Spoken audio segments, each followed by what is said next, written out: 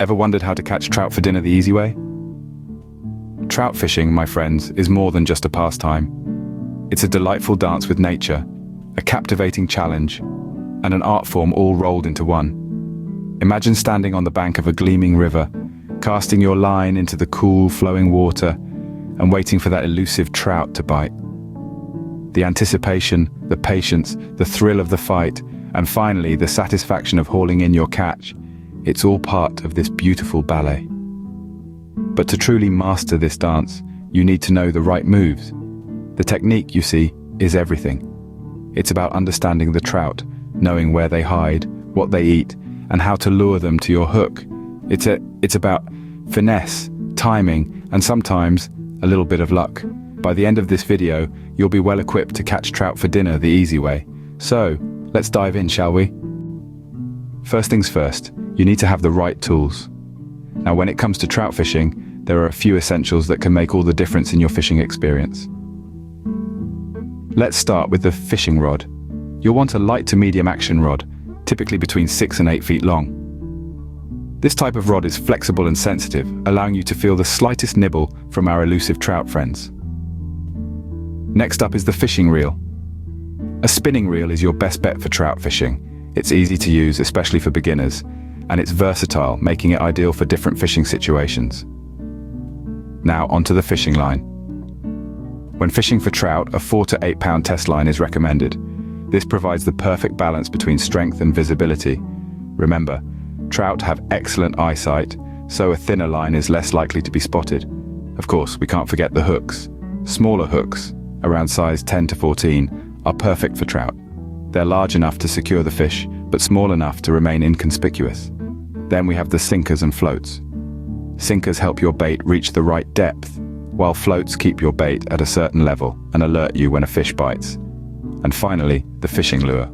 There's no one-size-fits-all here.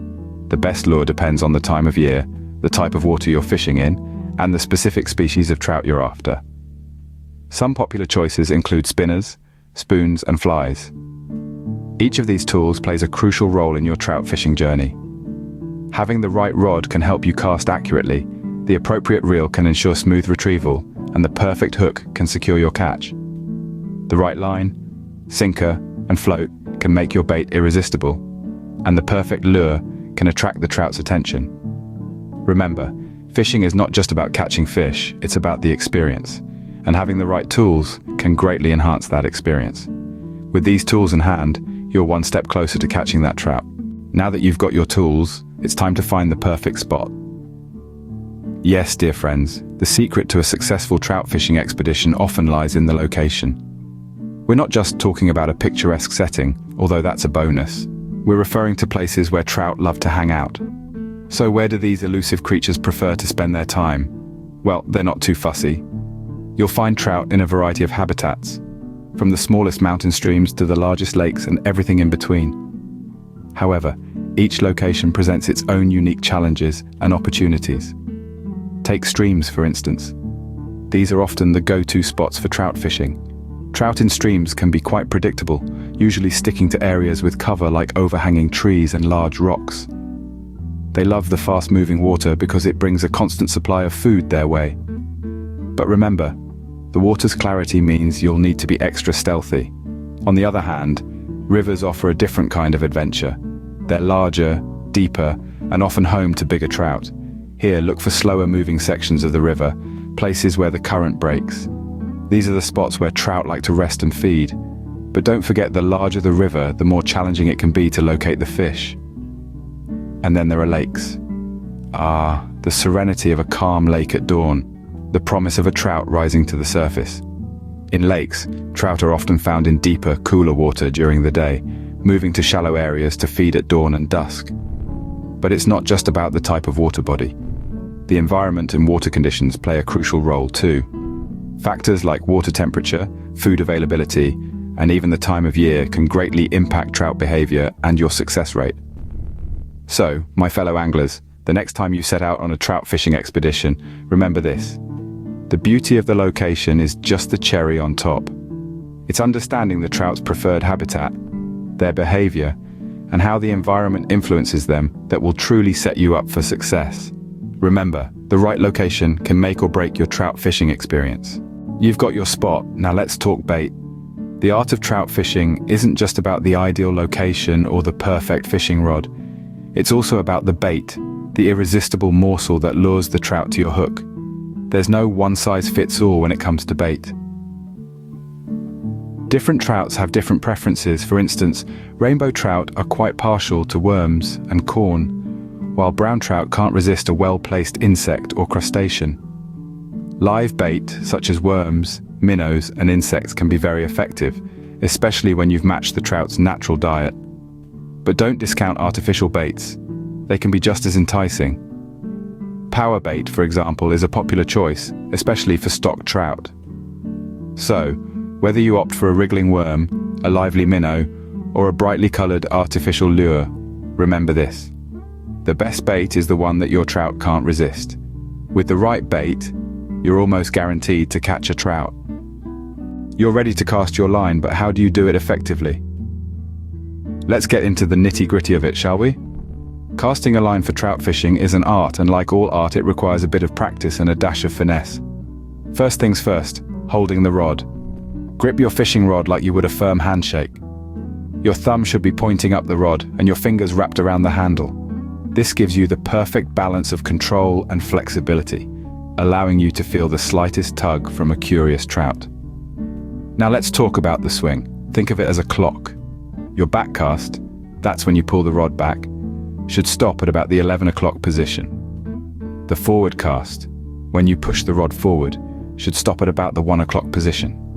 It's a smooth, fluid motion, like a pendulum. Remember, it's not about power, it's about precision. Next, we move on to releasing the line. As you swing forward to the 1 o'clock position, let go of the line in your index finger. The weight of your bait and sinker will carry the line out into the water. Aim to have your bait land softly, as if it were a real insect landing on the water's surface. A couple of things to keep in mind. Always be aware of your surroundings. Make sure there's enough space behind and around you to cast without snagging anything or anyone. And secondly, practice makes perfect. It might be worth spending some time practicing your casting in a safe, open area before hitting the trout stream. And there you have it. Casting a line is a blend of technique, awareness, and practice. It's a skill to be honed, but once mastered, it can enhance your fishing experience tenfold. And remember, the goal isn't just to cast the line out as far as you can, it's about placing your bait where the trout are likely to be. Casting your line effectively is key to catching that trout. You've cast your line, now what? The million-dollar question. Well, my friends, at this point, it's all about patience and practice. You see, trout fishing, much like any other skill, requires a good deal of persistence. Patience is indeed a virtue here. You might not catch anything on your first few attempts, and that's okay. It takes time to understand the behavior of the trout, to read the water's moods, and to get a feel for the perfect moment to reel in your catch. Now let's talk about practice. The you fish, the better you'll get at understanding the subtle signs of a bite. A slight tug, a tiny ripple on the water surface, or a gentle pull on your line could all indicate that a trout has taken the bait. It's these small details that, when noticed and acted promptly, can make all the difference between a missed catch and a successful one. Remember, trout are crafty creatures. They're known to nibble the bait without getting hooked, so don't reel in your line the moment you feel a bite. Wait for the trout to take a good bite, and then set the hook with a firm upward pull of your rod. Once you've hooked a trout, the real challenge begins. Reeling in a trout requires a balance of power and finesse. Pull too hard, and you might snap the line or lose the fish. Reel in too slowly, and the trout may wriggle free. It's a dance, really. A dance between you and the trout, one that requires a combination of technique, timing, and, yes, a bit of luck. In the end, it all boils down to this: patience and practice. So, the next time you're out on the water, remember these tips. Take your time, pay attention to the small details, and keep honing your skills.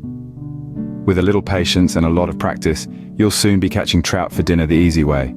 And as you take this journey with us, don't forget to like, subscribe, and stay tuned for more interesting facts on fishing and more.